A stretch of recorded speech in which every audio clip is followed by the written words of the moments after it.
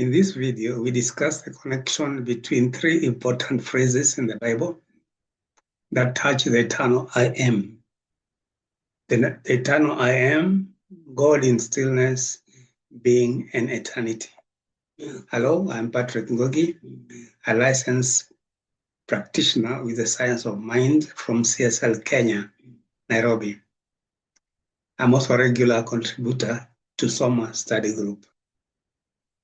Welcome, and let's look at the phrase I am. The words I am are simple, yet are among the most profound in any language. They appear in some of the most powerful moments in Scripture, moments that reveal the very nature of God. Let's hear them together. First, there is I am who I am. Sometimes we say, I am that I am. And this is found in Exodus 3:14. I know many of us have used this phrase, I am who I am, without knowing where in the Bible it comes from. But it comes from Exodus 3:14. Then we also have another very famous, popular one. Be still and know that I am God. And again, many of us, and that, including myself, I didn't know where in the Bible it was until I looked it up. So be still and know that I am God is in Psalms 46:10. And finally, there is also another one. It may not be very famous, but there's another one that says, before Abraham, I am. That is in John 8:58. John 8:58. And these three statements were spoken centuries apart, and yet they are tied to one truth, or rather united by one truth. For example, in Science of Mind teaching, we know that God is not separate from us. God is infinite life, the one presence and one power, expressing through all creation. So when we hear I am, we are not only hearing the name of God, we are also hearing the name of our own spiritual essence. So let's look at the first one. I am who I am, or as I say, sometimes we have heard it said, I am that I am. And as I said, this is in Exodus 3:14. And this was when Moses met or saw the burning bush and is being asked by God to confront the Pharaoh and free his people. And understandably, Moses is nervous, and so he asks God, when they ask me who has sent me, what should I say? And so God says, I am who I am. In Hebrew, it says something like, Aya Esh Aya. I hope I pronounced that correctly. So in Science of Mind, teaches that God is pure being, self-existent, unchanging, infinite. I am who I am means simply God is. There is nothing outside of God to define God. And here's a connection. The same I am that spoke to Moses is the same life that speaks as you when you say I am. Every time you follow I am with a word, you are making a declaration of identity, and the creative power of the universe begins to work through that declaration. I am. What follows, what you put after that, is what you are. And as God said, according to this paragraph or this quotation, I am who I am, full stop. What he is what he is. And so when you say like, I am strong, you are aligning yourself with strength. When you say I am blessed, you are aligning yourself with blessing. When you say I'm not enough, you align yourself with limitation. And that's why in Psalm, we guard our I am statements. They are sacred. I am statement is a magic wand. Wherever you wave it towards, wherever you wave it towards, you become that. And so we can form an affirmation by saying, the I am in me is the same I am that is God, whole, complete, and perfect. So we are done with I am who I am. Let's go to the second one. Be still and know that I am God. And that is in Psalm 10, or rather 46:10. And it was written in a time of great upheaval. Nations were raging, the earth was shaking, the waters were roaring. And right in the middle of this chaos, the voice of God says, be still and know that I am God. In sense of mind, be still is more physical. It's more than physical quiet.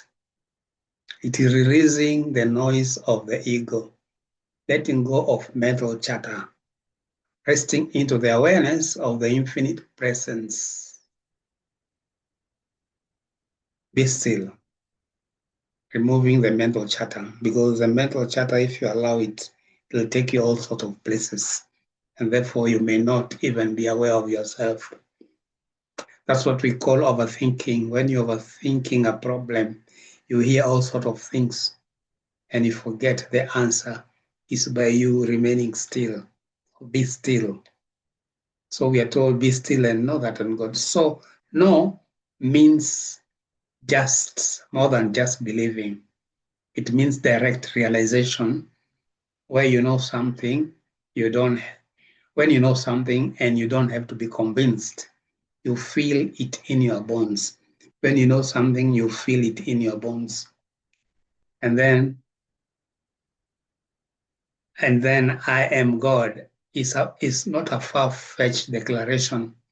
In the silence, you realize that this presence, the very life of God, is right here, closer than your next breath.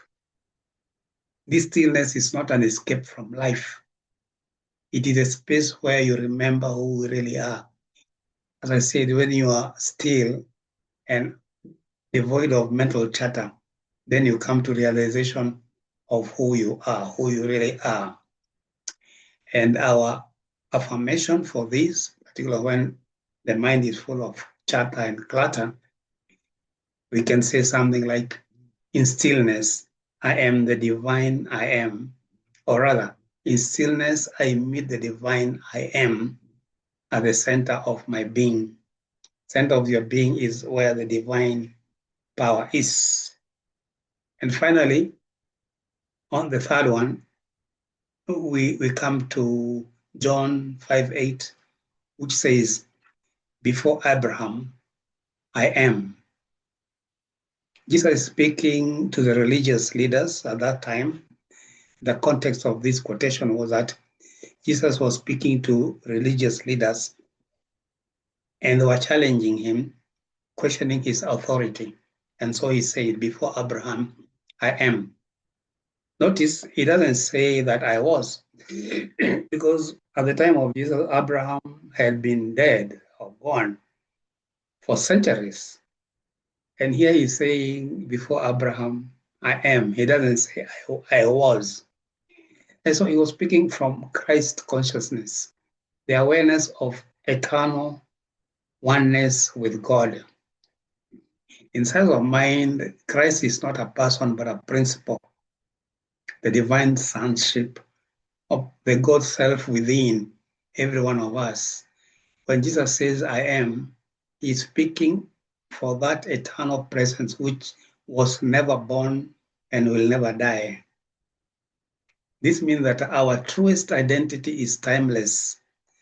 While our human experiences change, that is, we grow older, we take on roles and titles and face ups and downs, but the I am at our very core is changeless, whole, and eternal. When we live from this truth, fear begins to lose its grip because the eternal I am in us cannot be threatened. And what affirmation do we get from this? We get this affirmation: the I am that is God is truth of my being now and forever. The I am that is God is the truth of my being now and forever. So let's bring it together. So what do we see when we bring these three scriptures together through science of mind understanding? In Exodus 3, we see that I am is self-existent pure being. I am is self-existent pure being. In Psalm 46, we learn that stillness reveals the I am. The stillness reveals the I am. In John 8, we realize that I am is timeless, beyond birth and death, and that Christ's consciousness is expression of that truth in each one of us. Affirmation: the same divine life that is God is expressing itself through you right now, or rather, since it's your affirmation or my affirmation, I can say the same divine life that is God is expressing itself through me right now. And so we have a small, brief closing practice that if you are able, you can do it right now, or you can listen to this and do it later. But let's take a short moment of silence right now.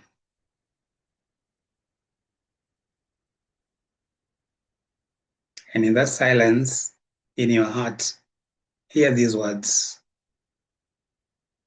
be still and know that I am God. I am who I am. And before Abraham, I am. Feel that presence within you. The I am, the life that never began and will never end. And know that is who you truly are. And so it is. Namaste and thank you.